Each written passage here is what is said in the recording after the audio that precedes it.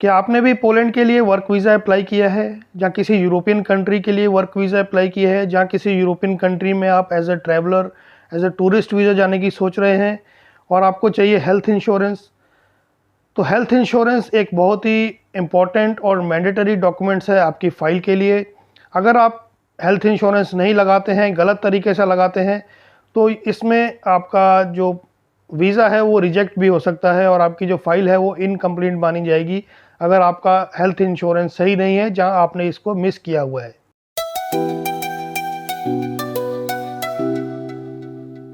तो हेलो दोस्तों, स्वागत है आप सब लोगों का आपके अपने चैनल A to Z पोल वीज़ा में। आज की इस वीडियो में हम लोग बात करेंगे हेल्थ इंश्योरेंस या ट्रैवल हेल्थ इंश्योरेंस के बारे में। आपको ये लेना क्यों ज़रूरी है, कहाँ से लें और इसकी जो डेट्स हैं वो आपको कैसे सिलेक्ट करनी है, आज हम लोग उसके बारे में बात करेंगे। वीडियो में आगे बढ़ने से पहले अगर आप इस चैनल पर नए हैं तो चैनल को सब्सक्राइब कीजिए और बेल आइकन को दबाना मत भूलिए। तो चलिए स्टार्ट करते हैं। हेल्थ इंश्योरेंस या ट्रैवल हेल्थ इंश्योरेंस एक बहुत ही इम्पोर्टेंट डॉक्यूमेंट, एक बहुत ही इम्पोर्टेंट रोल प्ले करता है आपकी फ़ाइल में। इसका ना होना आपका फ़ाइल जो इनकम्प्लीट माना जाएगा और लास्ट में आपका जो वीज़ा है वो रिजेक्ट भी हो सकता है। चाहे आप जा रहे हैं वर्क वीज़ा के लिए, चाहे आप जा रहे हैं टूरिज़्म के लिए, चाहे आप जा रहे हैं स्टडी के लिए, किसी भी कैटेगरी में जब आप अपनी कंट्री छोड़ के किसी यूरोपियन कंट्री में या किसी भी कंट्री में आप जा रहे हैं तो आपको उस कंट्री के लिए हेल्थ इंश्योरेंस लेना ज़रूरी है। क्योंकि अगर आप मान लीजिए किसी यूरोप कंट्री में जा रहे हैं, जहाँ आप पोलैंड जा रहे हैं, वहाँ पे जाके आपको कोई हेल्थ का इशू होता है, कोई आपको इमरजेंसी हो जाती है, तो उस टाइम पर फिर आपका जो पैसा है, जो आपका जो मेडिकल का पैसा है, जहाँ आपका हेल्थ के लिए जो खर्चा आएगा वो कौन उठाएगा? तो ये हेल्थ इंश्योरेंस उस टाइम पे आपकी हेल्प करेगा। आपको कैसी भी प्रॉब्लम हो तो ये हेल्थ इंश्योरेंस उस टाइम पे आपके काम आएगा। और ये एम्बेसी इसको इसलिए मांगती है क्योंकि एम्बेसी नहीं चाहती है कि आप पोलैंड पहुँचे या किसी भी यूरोपियन कंट्री में जाएं और जाके अगर आपको कोई हेल्थ इश्यूज़ होते हैं तो फिर आप उनकी कंट्री के ऊपर मतलब डिपेंड हों।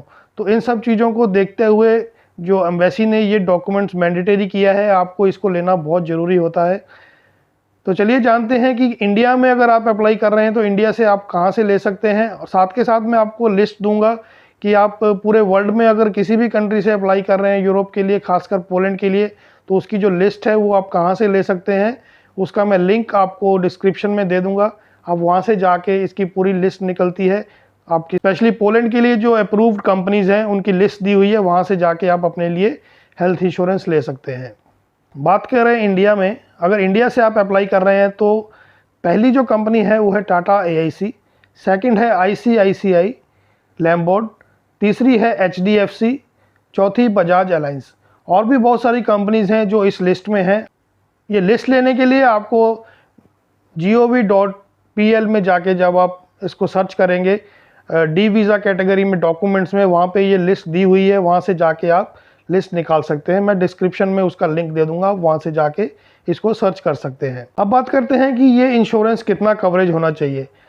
आप कोई भी इंश्योरेंस लें तो ये हमेशा ध्यान रखें कि उसकी जो कवरेज है वो 30,000 यूरो होनी चाहिए, मतलब मिनिमम 30,000 यूरो वो कवर होना चाहिए और वो पूरे शेंजन कंट्री, पूरी शेंजन जोन में वैलिड होना चाहिए। ऐसा नहीं वो सिर्फ आप पोलैंड के लिए लेंगे, आप किसी भी कंट्री के लिए जा रहे हैं जब, तो वो पूरे यूरोप के लिए स्पेशली शेंजन जोन में वो वैलिड माना जाना चाहिए, जिसमें कि मेडिकल इमरजेंसी, हॉस्पिटलाइजेशन और इन केस अगर डेथ होती है तो डेड बॉडी को रिकवर करने के लिए या डेड बॉडी को वापस भेजने के लिए वो मतलब वैलिड होनी चाहिए।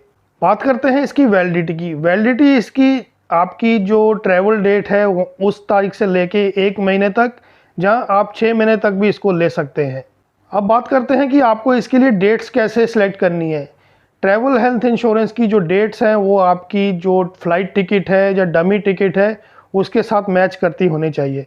मान लीजिए आपका अपॉइंटमेंट है 4 नवंबर को और आपका फ़्लाइट का जो प्लान है वो 20 दिसंबर या फिर आप कह लीजिए कि 1 जनवरी का आपका फ़्लाइट का प्लान है, ठीक है। मान लीजिए आपकी जो फ़्लाइट टिकट आपने बुक की है वो 1 जनवरी से की है और लेकिन आपकी जो अपॉइंटमेंट थी वो 4 तारीख को थी, क्योंकि 15 से 16 दिन आपके लगते हैं अपॉइंटमेंट का रिज़ल्ट आने में।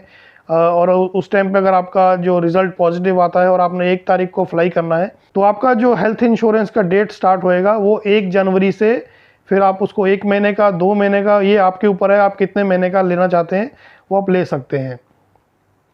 लेकिन मिनिमम ये आपका 1 महीने का होना चाहिए कम से कम, कि हाँ आप पोलैंड में पहुँचे हैं, 1 महीने तक आपके पास ये वैलिड होना चाहिए।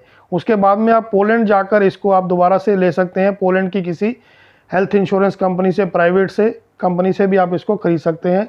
और कुछ केसेस में क्या होता है कि ये जो हेल्थ इंश्योरेंस है आपका एम्प्लॉयर ही आपको प्रोवाइड कर देता है जब आप पोलैंड पहुंचते हैं। डॉक्यूमेंट्स की अगर बात करें, मान लीजिए आपने ऑनलाइन ये ख़रीदा है, तो उसके लिए आपको ऑनलाइन PDF आपके पास होना ज़रूरी है जब आप एम्बेसी में फ़ाइल सबमिट करें। उसका पेमेंट का रिसिप्ट आपके पास होना ज़रूरी है। मान लीजिए आपने ऑनलाइन ही परचेज़ किया है और आपने पेमेंट की हुई है, उसका जो रिसिप्ट है वो साथ में आप अटैच कीजिए अपनी फ़ाइल में। उसके बाद पॉलिसी सर्टिफिकेट जो आपको मिलता है उसमें पूरी डिटेल्स दी रहती है और ये इंग्लिश में होना चाहिए और उसमें पूरी डिटेल होनी चाहिए कि कितना कवरेज है, डेथ इसमें अगर डेथ हो जाए वो इंक्लूडेड है कि नहीं है, सारी डिटेल्स उसमें होनी चाहिए। ये तीनों आपको जो डॉक्यूमेंट है अपनी फ़ाइल में सबमिट करने हैं। एक बार जब आप पोलैंड पहुंच जाते हैं तो फिर वहां पे जाके आप नेशनल हेल्थ इंश्योरेंस NFZ या किसी प्राइवेट इंश्योरेंस कंपनी से भी अपने लिए हेल्थ इंश्योरेंस ले सकते हैं। हेल्थ इंश्योरेंस एक बहुत ही इंपॉर्टेंट रोल प्ले करता है आपके फाइलिंग में, आपके वीज़ा रिजेक्शन में और वीज़ा अप्रूवल में। तो एक बिल्कुल भी गलती मत कीजिए, किसी भी चलती फिरती कंपनी से आप हेल्थ इंश्योरेंस मत लीजिए।